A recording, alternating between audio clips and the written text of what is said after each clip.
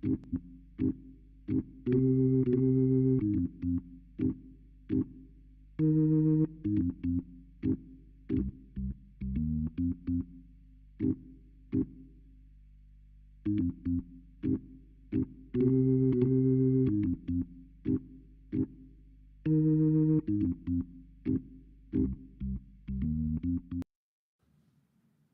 everyone. It's a beautiful Saturday morning.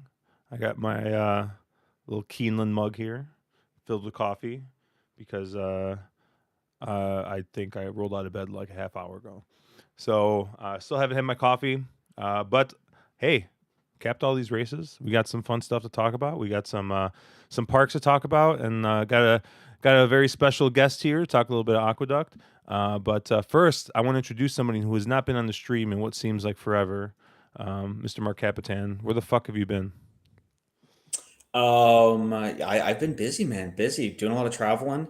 I'm currently in the lovely city of Buffalo, New York, visiting my sister. I'm on uncle duties this weekend, but I decided to escape from the crying baby and come up and talk about some horses because I've had too much crying babies over the last couple days. It's been rough. That's funny because our guest actually said the reason he quit was because he wanted to get away from the crying baby. We still don't know who it was, but Mr. Chase Sessoms. Oh, hello. Hello there. Are we? Is this live? Are we live? Yes, we're live, Chase. Is this live? You son of a bitch. How are you, man? How Man, things going? I'm good. How you doing, Josh? How's it going, man. Mark? Good, man.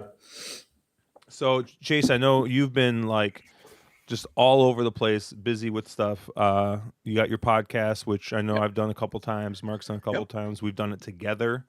And I know you're just like popping up on. You still doing the ultimate frisbee? We're at a pause right now since the season just wrapped up, but once we hit the new year and the new season's kicks off in April, so we'll get kind of ramped up going towards that, heading towards that. But yeah, right now just doing the horse racing pod, and then of course my stuff with Jim. Yeah. Have you ever thought about reaching out to Brody Smith to come onto your podcast? No. How about Mark? So Zach, who co-hosts that Frisbee podcast with me, he played in the AUDL for like 5 years. So I let him handle bringing everybody in. Like I'm very like Al Michaels about it. Like I just kind of show up, a little bit drunk from the night before, and like it's just funny expect because everything to be done. Mark and I have both been playing a lot of disc golf this summer, and so we were introduced to Brody Smith, who apparently was a big deal in ultimate frisbee, at least in college.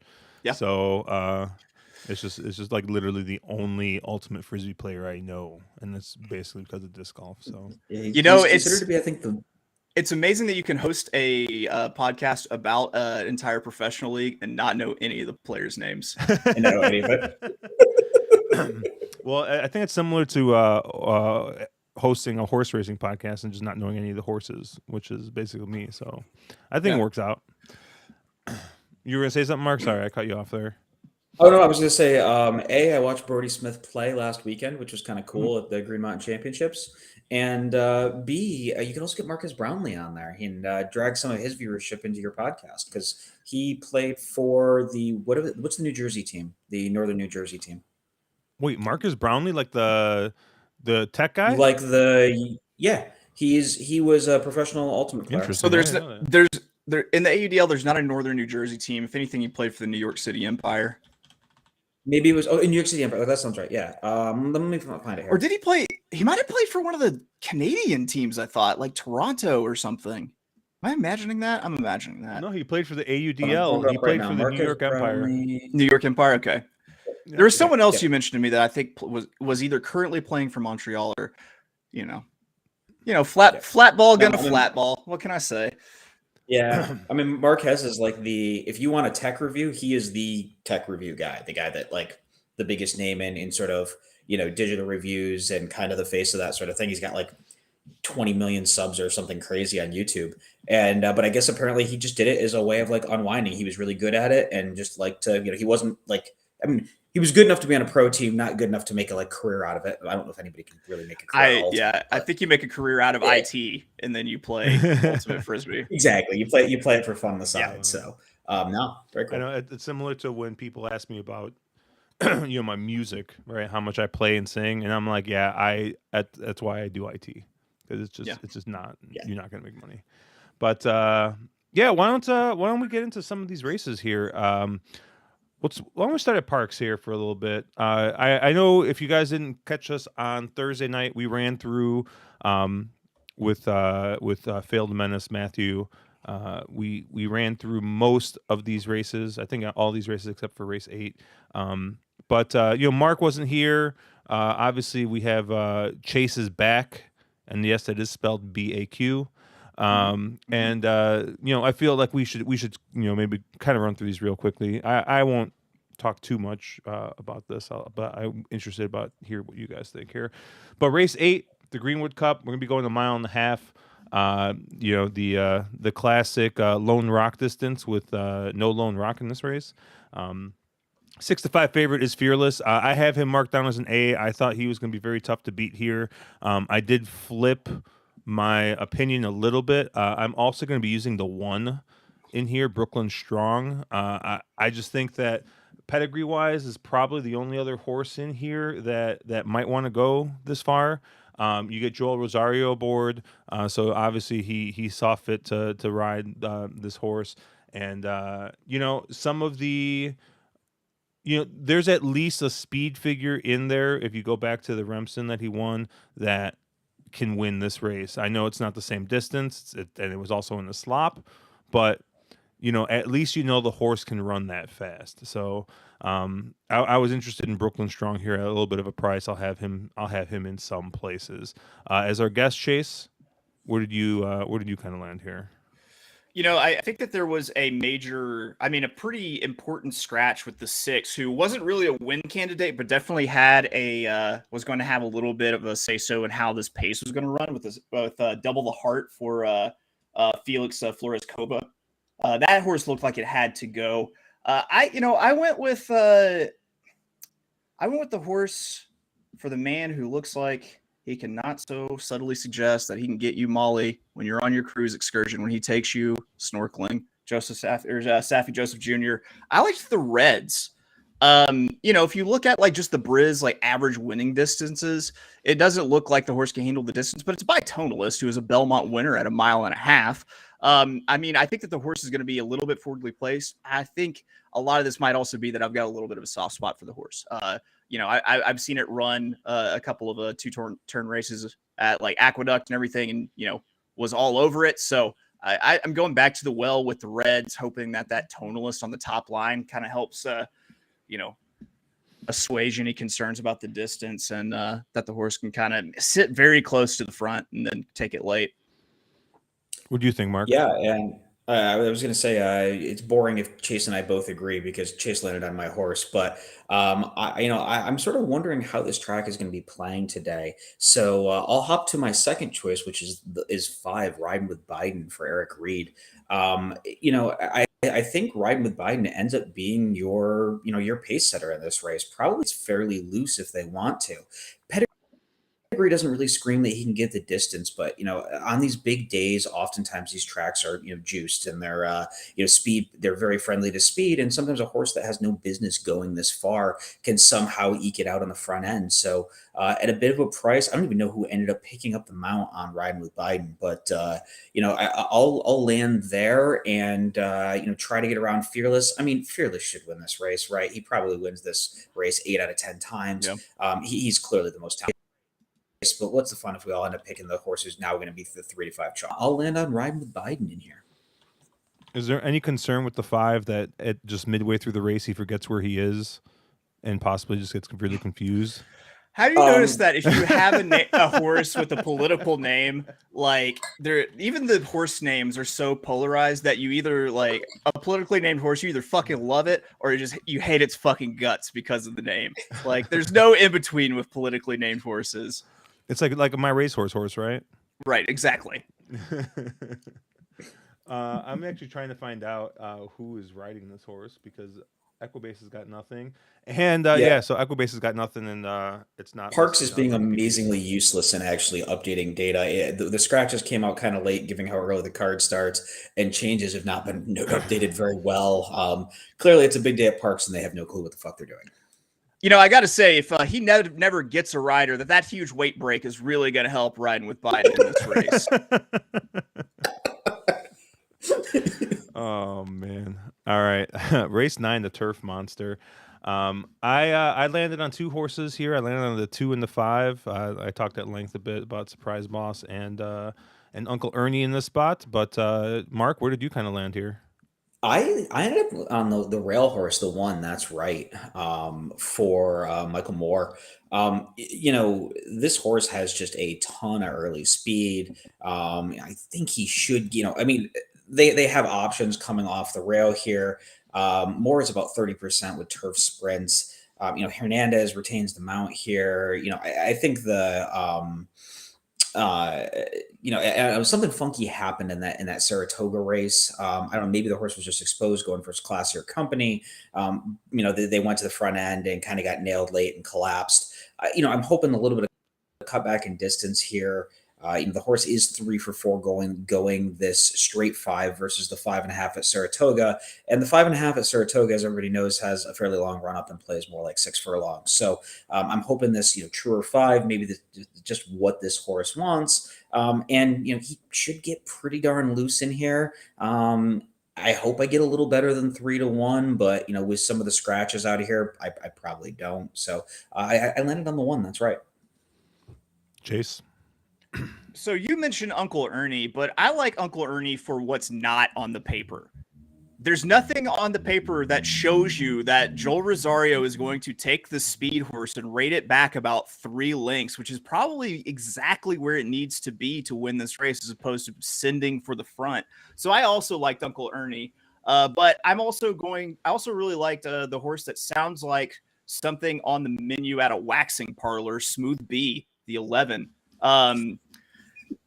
Another horse has shown that it can run from a little bit off the pace. It's going to be, I like the wide post for this because there are just so many horses in this race that if it is going to come from a little bit off the pace, it's, just naturally going to be sitting in that wider path to come right up the middle of the track. So, outside of, Mark mentioned my other horse I like. So Smooth B is the only other one that I'm going to call out. Yeah, was this the race? There was actually another race that I picked a Rosario horse. He was on the speed horse, and I'm like, yeah, he's gonna pull this horse back, and he's gonna sit in a good trip. Like I don't think it was this race. It might have been a different one a little bit later, but I don't know. Go ahead, Mark. I was going to say, if you think that Rosario is going to rate that 5 or take that horse back 3 lengths, I really like the 1 then all of a sudden, because I think that 1, is going to get real confident on the front end, especially if there's no pace pressure. I mean, the other obvious pace horse is the 5, if that, turf or if that dirt speed does translate to turf. Sometimes it does, very often it doesn't. So let's see what Rosario actually does with that horse. But if Rosario rates, I would just ice cold single the 1. It was either Alabama Day or Travers Day where they were showing Rosario in the paddock talking to Christophe Clement, and you could tell that Clement was giving him his instructions for the race, and you could tell that Rosario was just sitting there going, yeah, I'm not gonna do any of that. Yeah, I'm not doing that. Yeah, fuck your face. No, I'm not doing any of that. Sorry, Christophe. The best one was we were in the 1863 and we were up top, and Dylan Davis had a Clement mount, and Davis gets back to the horse, and Clement is doing the dude, what the fuck did you do kind of a thing. And Dylan gets off the face, Clement's on the track and is in Dylan's face the entire way back to the jockey's room. You could just Clement is fairly mild-mannered. He's not somebody who's going to get all riled up. Whatever Dylan did in that race, it was horribly wrong, and it was highly entertaining to watch him just absolutely ream Dylan Davis. How come when we try something like that, it's called assault? I don't get it. Because we're not paying him, I think I think if you pay the jockey enough, you can assault them all you want. Good point. I see our boy Jay here saying that he likes the 1, 4, 7, and 8 going to the lead, and 11 to go try and vie for the lead. And he thinks that if the 5 does rate, he can pounce. But you really think there's that much pace pressure in there, Jay? I mean, again, turf sprints, to me, the pace dynamics are just going to be wonky because they're so fast, and you don't get that normal route set up. Maybe there is that much pace pressure. If there is, I think, if I know that many horses are going to the front, then I absolutely love Rosario from just off the pace. Because what, you drop out the 4 due to scratch, then I think you drop out the 14 and the 15 as well. That were the Correct. MTOs. I mean, yeah, correct. I do think that there's enough pace pressure, but I can tell you I'm routinely fooled by turf sprint races where every turf sprint race looks like it should melt down, of course, and then you have someone go 20 flat on the front end and hold. It's just it is what it is. But I do think that having a out of town jockey that is the caliber of Joel Rosario, that if he is going to rate this horse, then I think it's game over, because he's got that clock in his head, tuned perfectly. I don't know about perfectly. True. When he's not getting cocky. So 60% of the time exactly? Works every time. Exactly. Yeah, that's what I'm going for. Hey, 30% is killing it in horse racing. So we should we just call Rosario Sex Panther from now on? Yes. Yeah. Okay. Or whatever Panther is in Espanol. If is it just Panther? Hold on. Probably. Or like a panther where like there's like a letter in front of it. I'm doing Google Translate. You keep talking. All right. Let's move on to race 10 here, the Gallant Bob. I was a little spready here. Pantera Sexual. Oh, Pantera. Dumb fucking idiot. I was a little spread here. I had like three or four horses I liked. I think I liked the 9 Running Son of a Gun most, with Luis Saez and John Toscano. I did like the Ward horse Nakatomi a little bit. I didn't really know what to do with the favorite, the 3 Provocateur, but inside speed generally is good at Parx from what I've been told, and this could be your inside drawn speed here, on the 3 here. But I was talking to Caleb last night, and he pointed out, and like I'm not a sheets person, but Caleb pointed out that the 8 has got like the fastest sheets fig in the entire field by like a lot.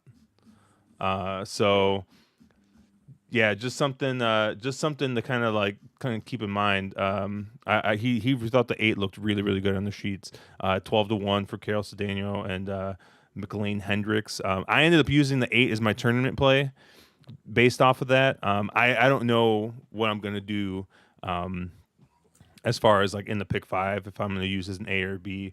But let me question mark that. But that was just something that he kind of pointed out. It was a little interesting. But Chase, where did you kind of land here? So my top pick was Nakatomi. I mean, yippee-ki-yay, motherfuckers. Nakatomi Plaza. I mean, for the Westward, it's the Westward horse that I think really went to Ascot and just kind of had the starch taken out of it with that run. Comes back, and it took a couple of races to round back into form. It's really been firing pretty well. Again, it's got Pantera Sexual on the mount. I was really wide. Like if I were playing a single ticket here, I'm probably at least 4 wide. I'll throw out just kind of some of the other horses that I kind of liked as soon as I find my notes. As I'm finding my notes, I will say though, does Safi Joseph having a horse named Of a Revolution, isn't that just fucking perfect? The band OAR Of a Revolution. Like I guarantee he named this horse because he loves OAR. He has to, right? I'm finding my notes. Guys, talk amongst yourselves. A chick P is neither a chick nor P. Discuss. Mark, what did you like here? I ended up on the way outside horse. The pickup mount for Johnny V, Scaramucci. I guess this is probably your local horse, your horse for course. I'm not even going to try to say the trainer's name. But horse is 5 or 6 at Parx, 2 or 3 go on the distance. Has enough tactical speed that Johnny V can kind of work a trip out. I mean, he's probably not going to be on the lead. He'll probably be just off. We'll have to see again how the track is playing. I've seen some reports that the track actually looked really deep this morning. So this is a horse that can go further. So if the track is playing deep, might be the one that has the stamina to get this distance. And I like that. This horse just likes to win. 5-8 lifetime. He has strung a couple nice races together. I realize it's a big step up in class, but you're going to get your price here. Johnny V picking up the mount probably means this one's somewhat lives. I ended up in the 14 Moochie. The Mooch. The Mooch. Although it feels like Kendrick should be riding this horse. I'm just saying. So what I ended up doing was spreading out horizontally with all the horses that I thought could actually come from off the pace. The scratch of the 7, No Sabanada, definitely doesn't change that because, that was just another horse that was going to be coming from off the pace. I was 5, 8, 9, and 11 horizontally, with the 5 being Little Vic, that one speed horse. If there was one horse that I thought might get loose because it's just a speed ball in the front, it was Little Vic. But other than that, I used the 8 Witty coming from off the pace, the 9 Running Son of a Gun, and the 11 Nakatomi. Lloyd pointing out that when all is said and done, Joel is still the jockey that Clement wants in his horses. Yeah, absolutely. So, let's Maybe they weren't instructions, Lloyd. Maybe they were just talks of like pant color. Does he go with the salmon? Does he go with something chartreuse? We don't know. Is it time to get into fall tones? Oh, you know what? I didn't talk about the 12. Now I remember. Now I remember the full conversation I had with Caleb. I had a lot of bourbon last night, so and we were playing League of Legends and that new Lil Nas X song. How many baby splashes did you have? Quite a few. And that new Lil Nas X song, which I will ask Chase if he's heard of, and he's like, not that kind of rap, Josh, which he always says to me whenever I name some type of rapper. Yeah, that's exactly what he's going to say, in fact.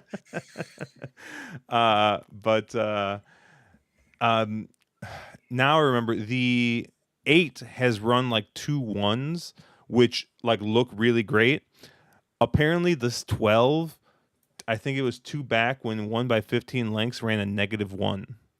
Ooh. So I mean, like, who knows? It's the fucking laurel fig, right? But it was just something. I'm like, I don't really pay attention to the sheets, but when like someone's like, hey, like this horse just like looks really fucking good on the sheets, like especially like when I'm doing contest plays, like where it's not so like being wrong isn't as punishing in a contest play where like, hey, like I took a shot versus like, hey, you're playing like a pick 5 and like, hey, I'm gonna single this 12-1, and it's like you better really like that 12-1 and not just like have somebody telling you, hey, on this product you don't use, this horse looks really good. So yeah, that 2 back fig came back on time form as a 119, which is the number. It's the best in the field by 5 or 6 points. My concern with that is it's a freaking laurel fig. They're never right. It doesn't matter what product you use. Laurel figs are always inflated. There are just certain laurel horses and they don't ship. So I like the horse. I wanted to single the horse, especially at that price. And it's a horse that's just on connection is going to get completely overlooked. But yeah, there's something in there that it feels a little wrong. Yeah, if you want to talk about bad figs or questionable figs, the word on the street is in the 11th race, which we're moving on to, the 1 Green Up, their last race was a 114 raw on Bayer. Yeah. It's a 121 on time form. That figure is just, I don't know if that's the worst figure ever or this horse just grew wings between its 2 back and the last one. Once again, when I talked to Caleb about this, he said that time form had to break that race out because it just didn't make sense. Here, real quick, can you pull up Jay's comment, the last one he put up? Just doing the Lord's work here. That is a scratch, Jay. Horse scratched out this morning. That was one of the early changes. Did he? Yeah. Yep. Yeah, that's why I didn't pull it up. I should have. Someone once told me sometime the best play is not playing at all. So that could be the best play of the day, the 7. Yeah. 30-minute Or nap. if you made a play into the 7, land on the chalk, and then you're, As I'm talking about Green Up, of course, Charles is already saying that Green Up is a fade. I like Green Up a lot. Inside drawn speed. I mean, that's what I'm gonna be playing all day. So, I'm gonna go with it. I also did. This was the spot. Now, I did like Gerrymander here. I know written down as EP7. Has one on the lead, has been forwardly placed. I think this is one that Rosario is like, no, thank you, front end, and pulls the horse back a little bit. And I think that is what's going to help set up the 5. I did think that this was a race that that you had a lot of speed, and I kind of did this on Thursday. When you kind of pull all these E horses or EP horses that have 6 or greater, you're basically left with 3 horses. You're left with Goddess of Fire, Morning Macho, and Secret Oath. So theoretically, this should set up for one of these 3 horses. I just with the jock change, I kind of see the Gerrymander maybe coming from a little bit off of it, or at least kind of in that second, third pack, kind of like a pressing type run. And that's kind of what led me to kind of land a little bit on Goddess of Fire as well. I just think it's going to set up well. I will not bet Morning Matcha because I've bet Morning Matcha like 20 times in this type of situation, I swear, and just does not show up.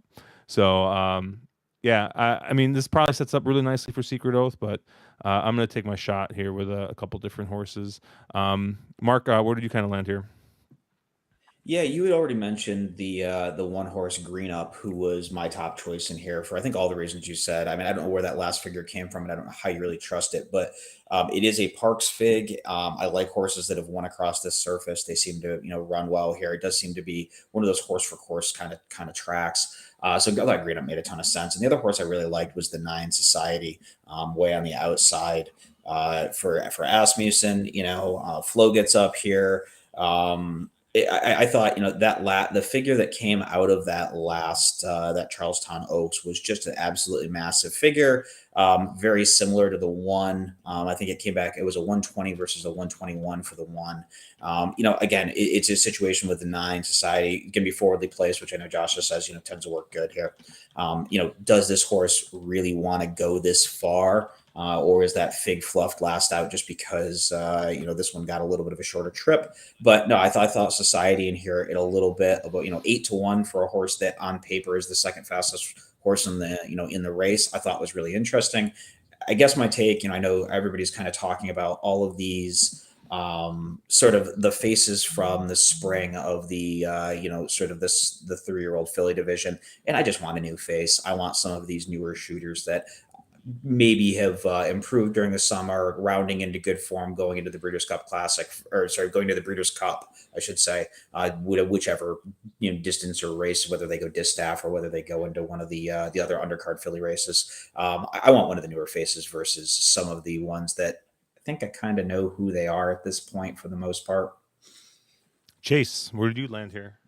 I'm stone cold single to Secret Oath. You know what the difference from this race to the last couple of races is that Secret Oath isn't running against Super Filly Nest. Nest didn't make it to Parx for the cotillion amazingly. So Secret Oath doesn't have that, staring her down for this entire race. I honestly, I mean, I like that she got laid off from the Preakness into the CCA Oaks at Saratoga. The horse needed a break. The horse was doing a lot of running at a very high level, going into it. Now third off the layoff, despite getting blown out by Nest, which you just kind of expect has improved pretty much, each time since it's been back. I expect the horse to take another step forward. If she takes another step forward, no one in this field is touching her. I think Coach wins the cotillion. You realize this isn't the spring at Oaklawn, right? And that she's basically run 3 or 4 races since then, where she's just not improved, right? She's running against Nest. Like that's the thing. Like, where's the bar? But you'd still want to see. I agree. Nest is a monster, but you have to kind of want her to take a step forward, don't you? She's ran second to Nest 2 times in a row, like in the 2 races. If you look, if you go, which I know you don't do Briz speed figures, I do Briz. if you look at it, she made a 9-point jump from her first start to her second start, right off of the layoff. So, I mean, I see plenty of improvement personally. I'm only worried about her head. On time form, her last four figures were 114, 116, 115, 115. What was that? So to me, what's that in kilometers though? In kph. 11. So to me, she's a horse that's just flat, right? She's not improved. She's sort of found a level. She's a good horse. I just think I don't. There is a lot of hype around her, especially because she's, a good filly out of the Lucas barn, and everybody wants her to be good. And I just don't. I think there's others that are just better, and I think you're going to get no value. There's no value proposition betting Secret Oath, unless I single her and find some value underneath, or in the next race, or in the race before. Which there's plenty to be had because these fields are huge. You can take my strategy and just toss her and find a horse that's actually fast. Why would I toss the horse that I think is going to win? Value? What's the value in losing? Hold on. So I'm basically just going to do this too because I think Mark deserves it. Sorry. I get a defensive B for tossing the favorite. Okay. Yeah, no, Chase, I totally think that this race, the race flow sets up for a horse like Secret Oath. I'm just trying to look elsewhere, get a little bit of value. Looks like Lloyd say the resting nest for the Breeders' Cup. He thinks that Secret Oath's a little out of form now, has to make a bounce back. But I don't know. I mean, the horse didn't lose by as many lengths the last time, so that is improvement, Mark. Lost by 12, then only lost by 2 and 4. Should have lost by 4 last time. Honestly, to motherfucking nest. Are you out of your? Oh my god! This is why I quit. This is why I quit. This specifically is why I quit. Oh man. Let's move on to the Pennsylvania Derby. Race 12. We're going to be going a mile and an eighth here. You got Cyberknife. You got Taiba. And another thing, if you look at the thoroughgraphs, when it ran first off the layoff of the CCA Oaks, runs back to a 1 the next race. Goes 3-1. Where don't you see improvement? That's all I'm saying. So we can move on. You can't use Sheets until after. And I'm done. You can't talk about Sheets horses until after the race. Because that's when they matter. Are you done? Are you really done? I'm done. I don't believe you. Jay pointing out that Secret Oath has lost the nest a couple times. I don't know. My point exactly, Jay. Jay, you're a man of the people. So is that foreshadowing your pick of We the People in this race, Chase? This last one is tough. I thought about We the People. There's also this is just like a bridesmaid race. And I think Zandon might be the maid of honor of bridesmaids. I think that this might be a little bit of, I don't know. I think this might just finally be the spot for Zandon.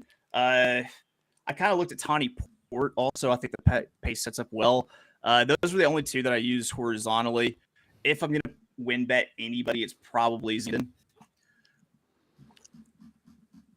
You say you're Zandon? Yeah, I'd probably go Zandon here. I think I'm on Rosario pretty much every race except for the last one where I'm on Rosario. That's basically what I said on Thursday. Pounding that chalk. That's what I said on Thursday. I was like, wait a second. I feel like I'm on Rosario every single fucking race. That could either be very good or very bad because someone was pointing out to me, they're like, yeah, Rosario's okay in New York, but where he really shines is when he goes to the shitty tracks and just cleans up all of the graded stakes there. Yeah, I'd like to, well, exactly. The funniest part about this or it wasn't really an argument, but this was with Nick Feldman, who's one of our regular viewers. He was talking about how good Pratt was. And I was like, yeah, Pratt's Pratt's okay, but I'm like, Rosario is so much better. And basically everyone was said I was crazy for saying Rosario is better than Pratt. and they were like pulling up like winning charts and stuff like that. And like I just kind of want to be like, do you just not remember when like Rosario decided like one winter he's like, I'm just gonna go to Santa Anita and win the riding title for just like no reason. Yeah, for Yeah. fun. So, but And Pratt anyways, was winning at like 40% in 5-horse fields at Santa Anita for the last meet. The other thing, I don't know, the fact, I don't know, just I thought that Pratt was going to come east and just eat everybody's lunch, especially on the turf. Now he just kind of fell into line with what the rest of the colony does. Like there was no like assertiveness to him that he thought he would bring with him from Santa Anita. He just didn't do it. Mike's also like Zandon here. He says he's playing Zandon. That said, Taiba's work tab looks eerily similar to Arrogate's heading into the Travers. That 6 furlong bullet is scary. I do know that a friend of the show, PDT, the soy sauce machine, he is a huge fan of Taiba. I think who is he? I think he actually, this is disgusting to say, but he's gonna slam a Bob Baffert double. He's slamming Adair Manor into Taiba. Who we didn't even talk about Adair Manor last race, and he's slamming that double. And basically, I think he just almost got laughed out of Discord when he posted that. So, I know a lot of very smart people are on Taiba. They think Taiba is ready to roll. Mark, are you a smart person? I am clearly Okay. Yeah, I am not a smart person, so I'm gonna go and eat me some chalk with I think the favorite. No, Taiba's the favorite. Taiba's the favorite. Cyberknife in here. Then the second choice, 5-2. Cyberknife. I'm going back to Cyberknife. Well, I thought his Haskell was extremely impressive. He ran his Travers. He ran second in a very nice second to probably the best 3-year-old in training right now. And in Epicenter. So I think Cyberknife. There's no Epicenter in this race. I just think he's the best horse. I think he's had a long campaign, but he seems like the kind of horse that just kind of shows up every time, runs his race, does his best. I think it kind of showed you how well, or how good some of the sort of the Oaklawn and Fairgrounds preps races were. I just think he's a horse that I don't know. He's a real honest horse, runs his A race. I think he's pointed really well here, and I'll go to Cyberknife, and I'll probably be trying to slam some doubles out of the last race, find a price in the last, and fire him into Cyberknife here. I think this is the race. I know Chase was more comfortable being single in the previous race. I'm much more comfortable being. You know single who else beat Secret Oath? Cyberknife in the Arkansas Derby. Yeah. It all makes sense, right? Since he's named after a futuristic prostate procedure, I've always just called him Taint Samurai. That's the name that I have for him. Yeah, okay. I really like Zandon in this spot, and I really wish like I had like something like real like creative to say why I liked him. I just think that this horse is still improving. And where you kind of see, and maybe, hey, I'm looking at Brisnev figs, so maybe we're seeing different things here. And I mean, you get a jock upgrade. I mean, you're going from Pratt to Rosario, which we've already talked about. I think, I just think that Rosario is going to fit this horse really well. Rosario broke maiden on this horse, so has ridden before. I mean, it's been a while, but I thought of kind of of the short prices, I think that Cyberknife just makes the most sense. I don't know. This is a really good horse. That Haskell was a real like game effort, beat Taiba there. I just don't really see any, like, I understand it was a close race. So it doesn't take much to flip the script on that. But I mean, going with the matchup, like really, like, do you see that just all of a sudden just flipping, like the second race back off that layoff, like maybe that's what's going to do it. But I'll maybe have Cyberknife in a couple places. Tournament wise or long shot wise, I really like the 4 Skippy Longstocking coming off that West Virginia Derby win. What was in the slop, but this is a horse that is going to be forwardly placed. Another horse that seems to have gotten better ran a nice race in the wood. Had to came back in the Preakness. Didn't really do much. That Preakness was weird. Early voting just kind of got out there and won pretty easy. And this horse that had been on the front end, basically or close to it, ended up getting kind of really really far back there. And I think just like it seems like at least the horses just kind of learned to kind of keep that forward placement a little bit better here. So I thought the 4 made a bit of sense. Safi Joseph is also just like hot as the sun right now. I mean, he went to Kentucky Downs and won like 4 or 5 races when he normally just does not win races there. And which is some. Oh, go ahead. His game travels like everywhere but New York. It seems like his game seems to go like Florida, Kentucky, and like these mid-Atlantic states. It seems like when he's at like Saratoga, like it just he does it. It doesn't travel there with him. I also did like We the People a little bit here. Obviously, someone actually was mad I didn't talk about this horse. I don't remember if it was. No, I think it might have been Ryan. Ryan Hauer was just very upset with me because he's like, look, we don't want to hear you talking about off the pace horses. We want to hear about the 3 cherry horses. So We the People is a certified 3 cherry horse here. We got the E, we got the 8. So was interested in it. Last time out in the West Virginia Derby, ran in the slop, ran into obviously the 4-horse Skippy Longstocking there, but I don't know. Everyone, where you were doing this whenever last time I was on. No, is that a millipede you just drew? What is that? So have you ever seen Papo where he's got like I got it everywhere? I know. So I was just like your hieroglyphics. I got you. Yeah. Okay. But anyways, yeah. So I thought We the People made a bit of sense on the front end. We did think a lot of people thought that in the Belmont he was just going to go wire to wire for some reason, and he did not. So I was one of those people. Yep. But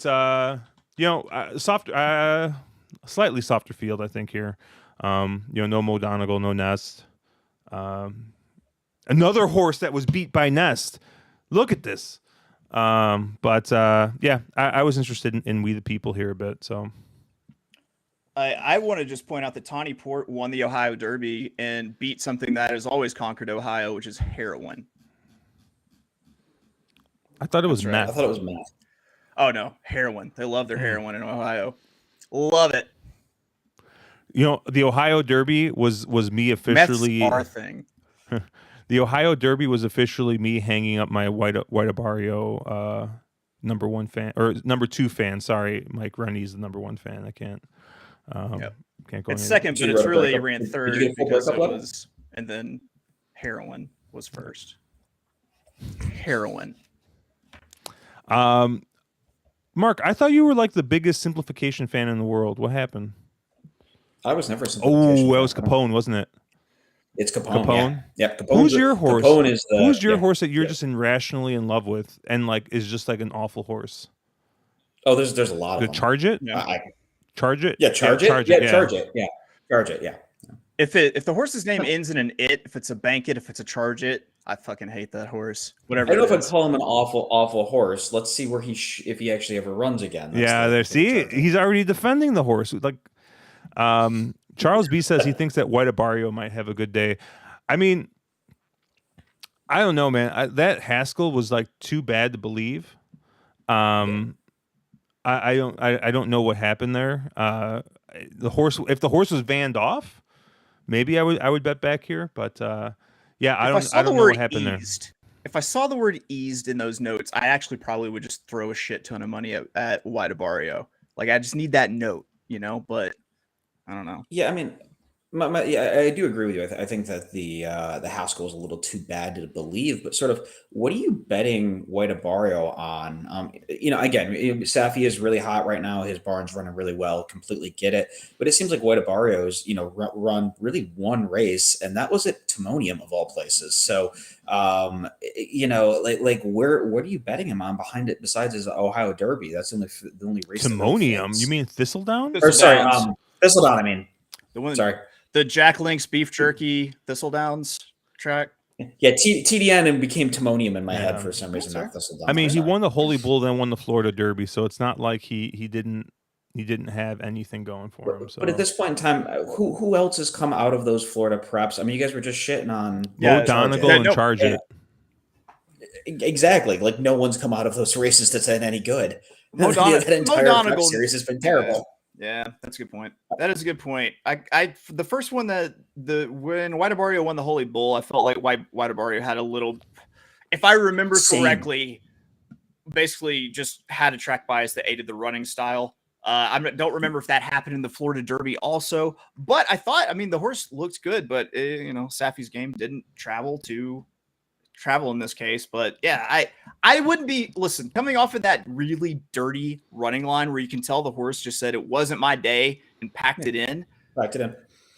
I would not rule this out to hit the board at all. I mean, if the horse just floats astronomically, totally take a flyer win bet at it. Well, there's definitely a price that I think, yeah, I probably need quite a bit more than morning line, but you may get quite a bit more than morning line in here. I need box cars pretty much, and you could get it with Taiba being in the field. Interestingly, I would say, like, I did pull up where would you be chase on Whiteabario? Where do you need? For me, it's probably 14, 15 to 1 range. I need anywhere 15 to 20. Yeah. Okay. Well, since you guys were talking about that, I did pull up the overseas odds. They have Taiba at 13 over 8, which I don't want to do that math right now. Fuck that. Cyberknife at 9 over 4, so a little over 2 to 1. Then it gets crazy. Roughly 7 to 5, Josh. Yeah, it gets crazy. It gets Zandon at 5 to 1, Tawny Port at 9 to 1, Skippy Longstocking 9 to 1, and then you get Whiteabario at 14 to 1. And then Simplification 14 to 1, and then everyone else is higher price. So it's I mean the price might be there for a horse like Whiteabario. Yeah. I mean, just give me Zandon. Give me the horse that has basically run into Epicenter a bunch of times and run second, or ran third with literally a million things going exactly right for Rich Strike to win that race. Or all these horses that basically weren't mature enough at the time to be serious, Kentucky Derby contenders that are, maybe a little bit more late maturing and finally rounding into like their 3-year-old body. Those are the kind of horses I'm looking at. So you know what? We the People is still a good play too. You're right. Did you take a look at the last race at all, Chase? I didn't, but I can fly through it real quick. All If right, you guys Mark. start it. Mark, who did you like here? Trying to get onto that race. Give me 1 second. I'll fill up some space here real quick. I did see on Twitter, Craig Milkowski was talking about the morning line on here. He says he definitely thinks By Land and Sea in his odds is going to have a 5, a slash, and a 2, but he doesn't think that the morning line's in the right order. So I think he thinks that By Land and Sea is going to be 2 to 5. Eh? It wouldn't surprise me if By Land and Sea goes off at 2 to 5. I mean, that horse screams on paper. I ended up going to, I know you guys talked on the stream on Thursday about the dirty form on the 6th Midnight Hauler. Midnight Hauler is a horse that's 2 for 3 on the turf. I don't know why they were running this, kept trying to make this into a dirt horse, but this horse really seems that, he's done his best running when they put him on the turf. So that's where I ended up landing. And if you're right on the one going off at 2 to 5, that means the Midnight Hauler is going to get a lot more than 7 to 2. I'll probably get double that, which means, if I get 6 or 7 to 1 on him, very interested. So that's where I ended up landing. It felt like the sort of, I don't know, dirtied up form cute play. I was a little interested in this 8 Crisper. Has broke, and it was kind of something you had mentioned before, Mark. This horse has broke his maiden here on this turf course, which doesn't get used a ton. Went over the pen, ran second in 2 allowance races, and now coming back to Parx where he broke his maiden. Gets Paco Lopez aboard, who's really, really good at Parx. So I thought that this made a bit of sense if you were going to try and find an alternative to the one. I really did like the one a lot. And the one's going to end up going off probably as a real heavy favorite. But yeah, I really have a hard time getting around this one. Chase, you got 4 fingers up. Are you asking Arkansas to go for the 4-point play or what's going on? I'm gonna go with the 4. Wait for it. Looking back at the pattern, what it did last year with the big run on the all weather at Presque Isle Downs, comes back in, runs the Stormcat, and then runs a very respectable race in the Alphabet Soup. Looks like they're trying to do that move again. It was a respectable move. Bullet 5 furlong work, 59 seconds at Parx.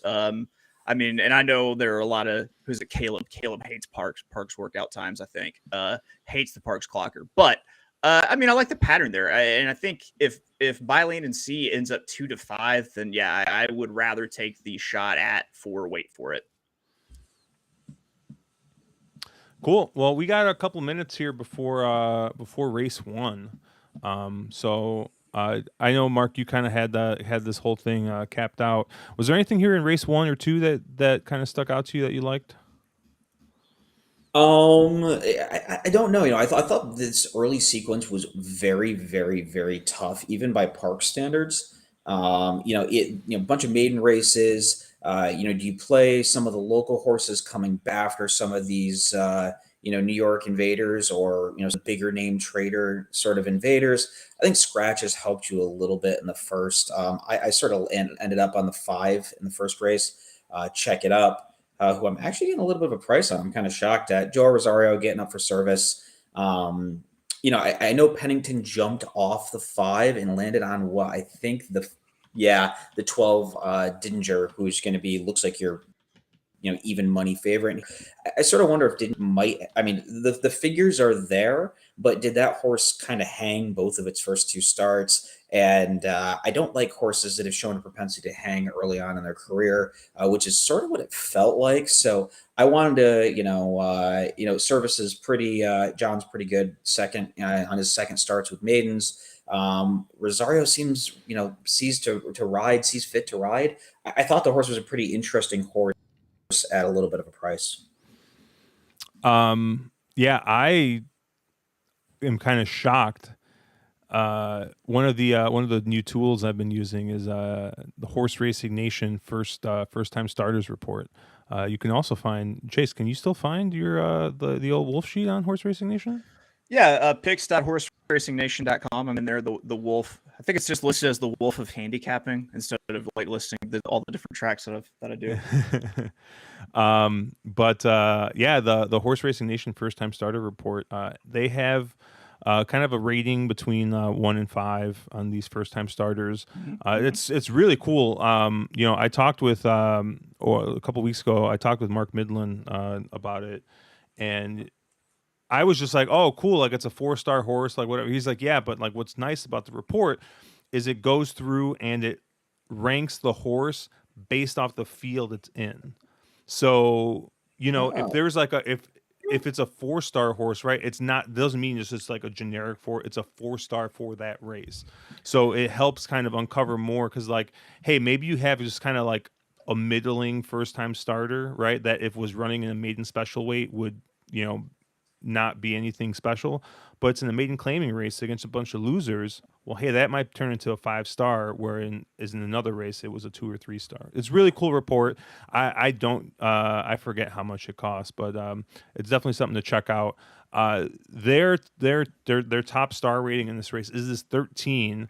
I lucked out is a 4-star for HRN, and mind you, this takes into consideration pedigree, takes into consideration stats like trainer stats, jockey stats, that kind of stuff.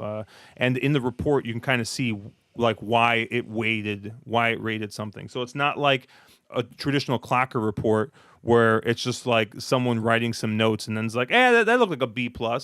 There's actual, like, if you go a little bit deeper, you can kind of see what the reasoning, but why that horse got the rating it did. But anyways, this 13 is a 4-star, which is is pretty damn good, and I believe on the board is currently 47-1.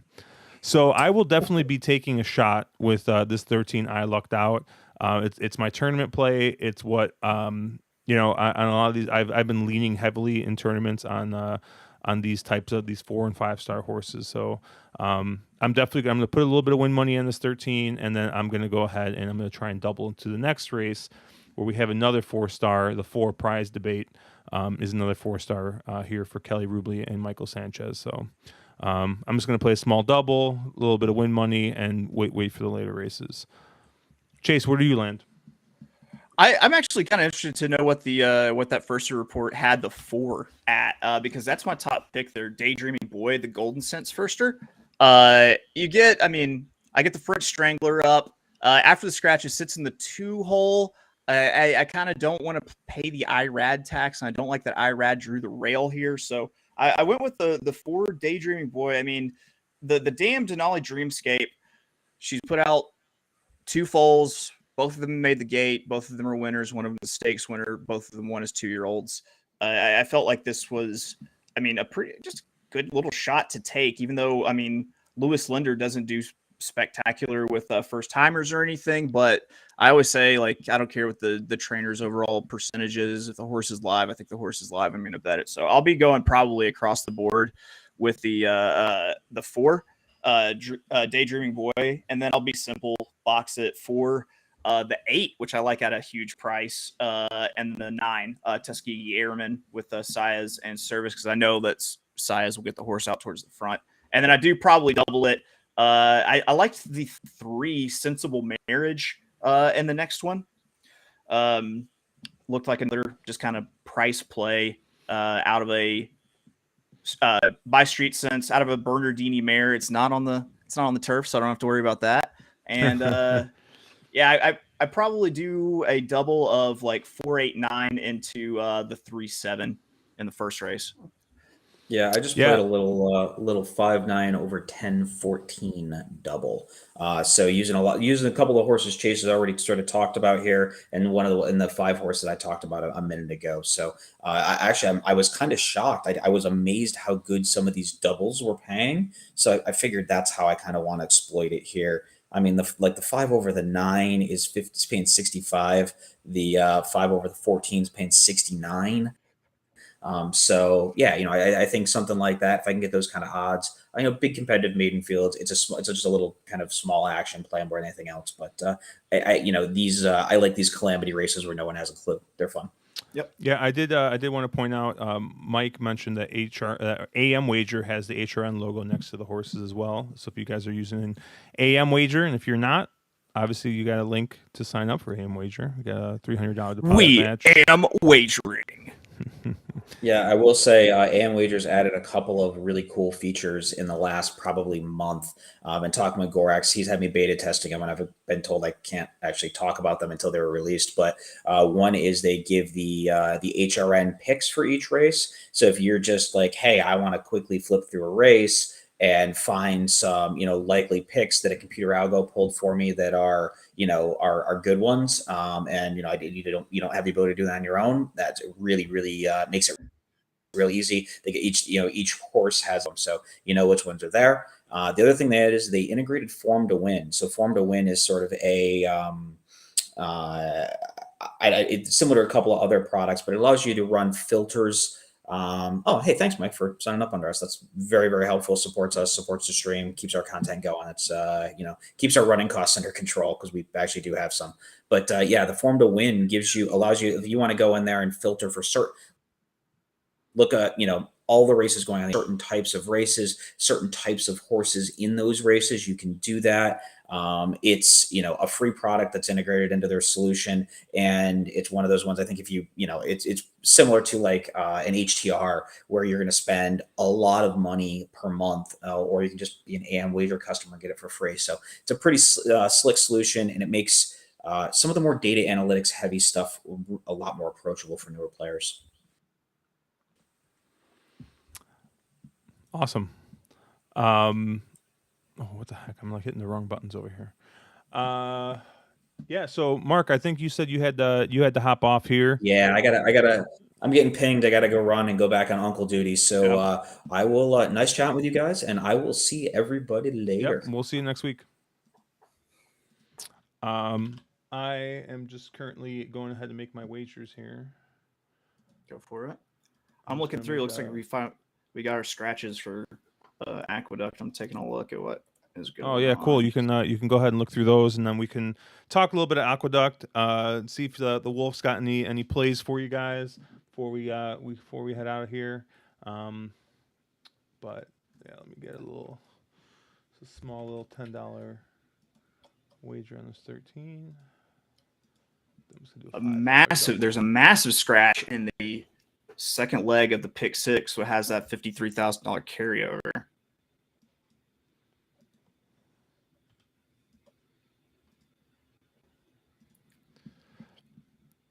There's some what substantial scratches.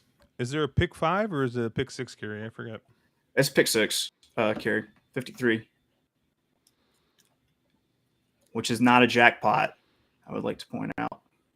Nice.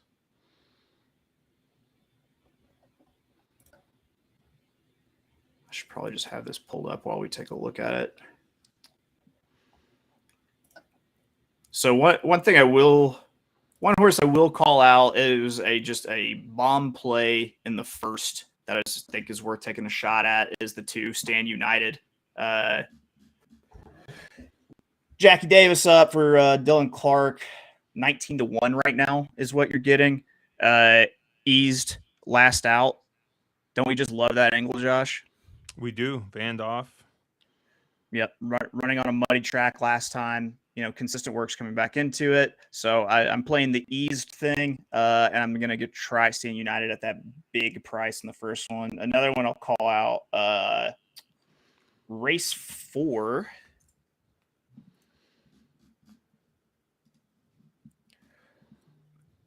The 1, Silipo, I guess is how you pronounce it. So the one thing that I really want to draw attention to is how dirty those last 2 running lines are.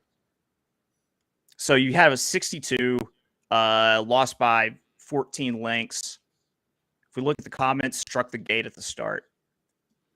Now, yeah, so we have the note of trouble on the comments, but if you look at what kind of race that was, it was 7 furlongs at Saratoga. And remember, at Saratoga, 1 through 3 is dead to me. 4 or more, big for fucking score. If you were in the 1 through 3 post, like you just didn't really have a snowball's chance in hell at Saratoga this summer. Like I want to say there was a very, very low number of winners. And so you can toss those dirty running lines. And when you toss out the trouble from 2 back wins in the Bruce Brown Bard, this horse has super competitive figures. And then also from a pace standpoint, I don't think this isn't just like a huge racing day at Bacqueduct, the Perpaqueduct. I don't think that they juice this track up. And horses that have come from off the pace, from a little bit wider, have done pretty well. I like Silipo to be able to tip off the rail and actually make the close to win this one. Nice. Yeah, I unfortunately have not had a chance to look at Aqueduct. I haven't really played much of Aqueduct. I've been pretty light with everything lately, and it looks like we got 1 minute to post here at Parx, but God only knows when they actually go off. Right. But yeah, we'll probably stick through the end of this first race and then kind of sign off. Chase, I know you got the podcast. You got a bunch of stuff on this was it SGPN? You got your sheet going. What else you kind of got going on? Anything else you need to plug? I mean, you can always check out the stuff I do with XFL Gym. We've got the gymnasium that we try to do typically on Sunday evenings, and then we've got our Friday picks porch where literally we are just degenning hard. Like I threw out a floor ball pick last night. I do really well with Swedish handball. I bet darts and snooker by who has the most British sounding name. Surprisingly an effective angle. So we're just out there throwing out picks, having a good time. Come check us out. And yeah, check out the podcast, the Notorious OTB on the Sports Gambling Podcast Network. You can get it anywhere you get your podcast. Meadowlands is starting to run Friday nights. That turf, turf meet. If you really want to degen. Actually, next week I'll have Capone on to talk the Meadowlands. That's so funny. He was like, "Hey, you have to talk about it." I was like, "Okay, yeah, let's do it." That's funny. Before Ascot, I had Malcolm Bamford, who lives over in Newcastle, to come and talk about Ascot. And he was like, "Well, who do you like?" I was like, I have no fucking clue who I like. I have no idea how to handicap British horses. Which of these 27 horses do you like? Right. He did teach me something, though. This is really interesting. If you ever run into a race with multiple Godolphin horses, it's the one with the white hat. He told me about it. Yeah, it's because they both have all the Godolphin will have the blue silks, right? And the way they separate it is by the hat color. So the first entry will have the blue hat, the second one will have the white, and the third one will have the red. He said, if you see the white hat Godolphin, like hammer it. And I swear to God, like it's just anecdotal evidence because I have nothing to like statistically say that this is correct. But every time I see it, the fucking Godolphin horse with the white house hat is winning. All right, they're actually heading to the gate, so I guess they're not dragging that much. My 13 is still 45-1. So my 4 is 25-1. So yeah, somebody's got to win. Yeah, I just got a small $10 win bet on this 13, and then I got a $5 double, 13 to 4 next race. I think it's I'm just like $2 win play show on the 4 $1 doubles and $1 exacta box.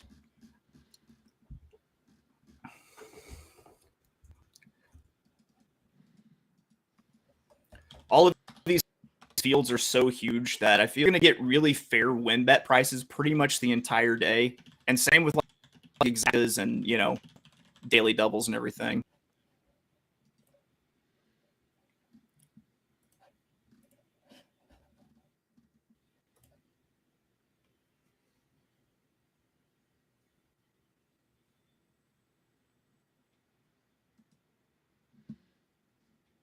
Oh my God, I'm like losing. Yeah, okay, they're loading into the gate here.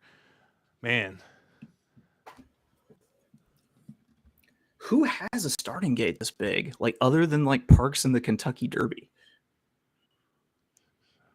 An Ascot. But that's like multiple. It's a 14 horse gate, which I think is common, but yeah, that's right. Because of the scratches, they got the 17. The 17 horse got in. I guess they just ran out of saddlecloth colors when they hit 17. Yeah, right. Isn't it funny? The 17 looks all jank. It looks like someone just fucking painted it real quick. Like who's got the straightest handwriting? Who can do this? Jimmy, get the stencil! Get the stencils! Oh man. I will say, getting a 40-1 horse home would be a nice way to close out this stream. Thank you, Chase, by the way, for coming on and doing this. I know I asked you kind of late. I actually was not aware that you weren't doing any college football stuff anymore because I know you and Jim were doing a bunch of stuff. So, yeah. How you betting on your Arkies, your Arkansas? Yeah, I took him to cover. Took him on the money line because they were actually money line dogs. I do think that they win. I think that Texas A&M offense is pretty bad. Our offense is pretty good, but I mean, our weakness is pass defense. They've got Max Johnson, who just hasn't looked great throwing the ball in the way that we scheme. We're going to make him throw the ball. So, I mean, we have to make him beat us, and I don't think he can do it. Texas A&M, the best 8-4 football team money can buy.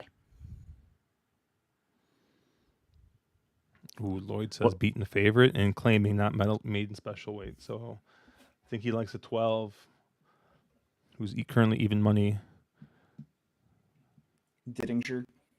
I don't like taking even money horses in general, but I like it even less in the 14 horse field. But of maidens, yeah. But I mean, to each their own. I always say Bolt Dioro, the most underwhelming horse of all time. Who? Oh, the 12. The 12 by Bolt Yeah. d'Oro. Yeah. The Bolt d'Oro horses, I think, have been firing pretty well early. I hated Bolt d'Oro because of how like confident his like connections were, where they had the plan laid out. They're like, oh yeah, we're gonna win the BC Juvie, and then we're gonna win the Kentucky Derby, then it's the Breeders' Cup, and then he retire him, and then he lost in the BC Juvie to Good Magic. All right.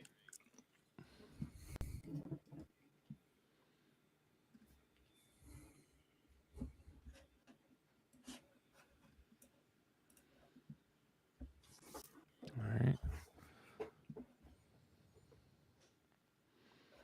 Every time I hear the Parx announcer, I'm reminded of They are off. Sam Houston, because he used to be the Sam Houston guy. Oh yeah, is it Chris Griffin? Is that his name? It is, yes. Oh, my 4 has jumped out to the lead. Look at Daydreaming Boy.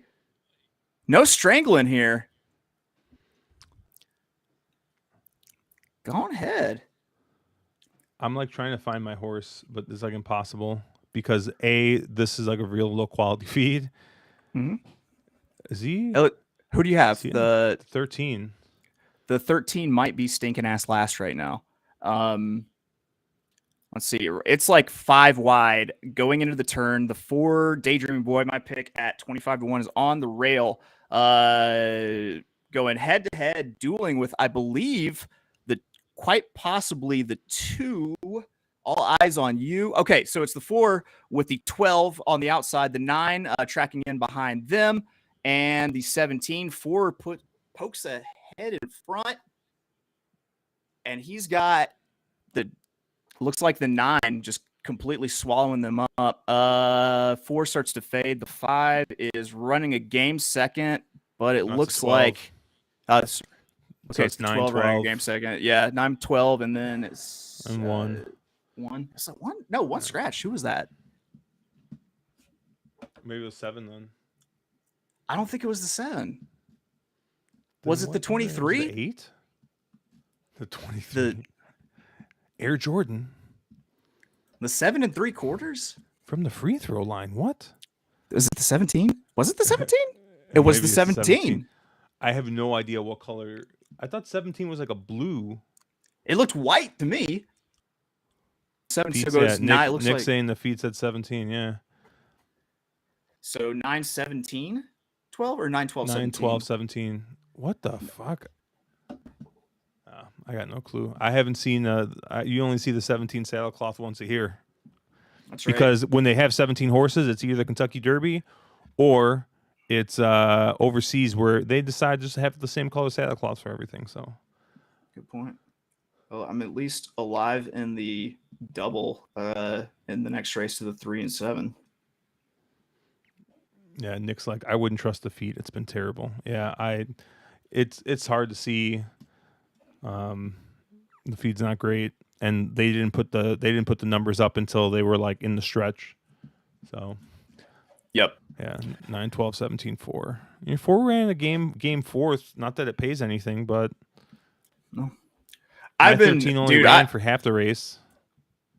I have been killing it with great priced horses that run like super respectable races that don't pay anything. Like I've been absolutely been on fire picking those horses as of late. Like I'm swimming in Scrooge McDuck moral victory coins completely.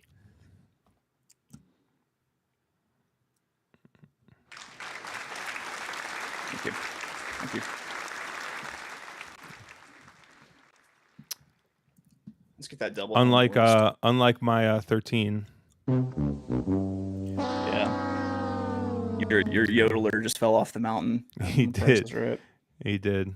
Dude, this is super dumb, but we were at the Aria. This is last year at the Aria. Mm-hmm. My wife went to the spa. Mm-hmm. And so when my wife goes to the spa, clearly I just got to basically degen as hard as possible. And so I found this Price is Right machine.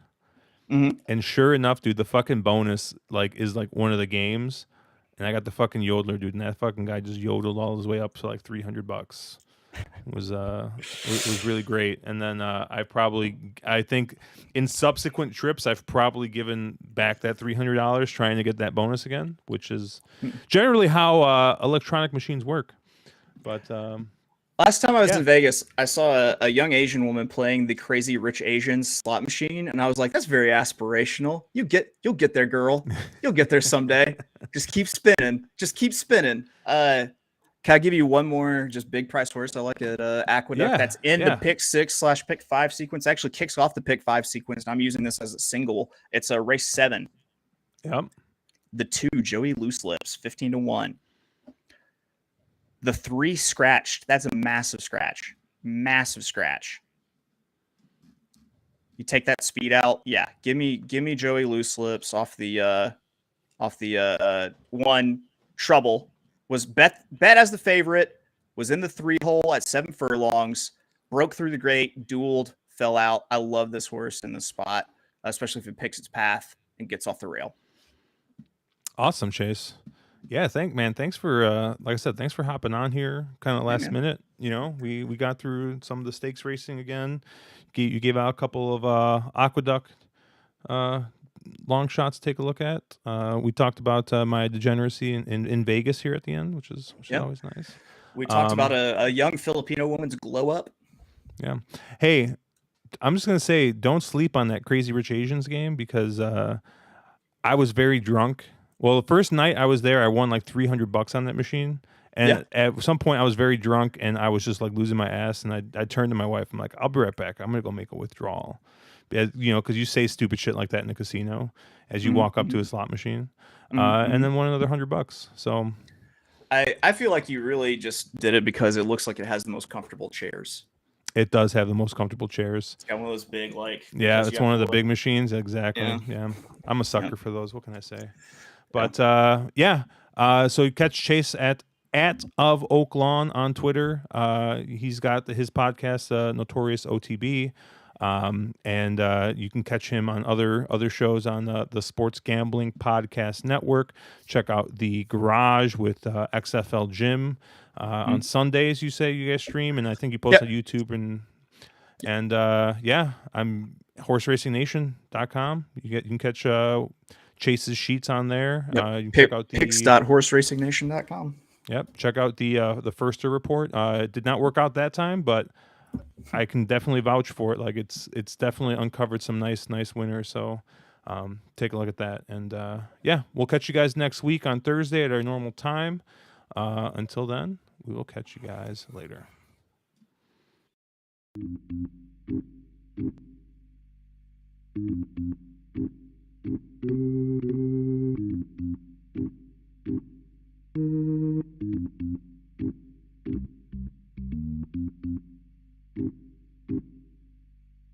Thank you.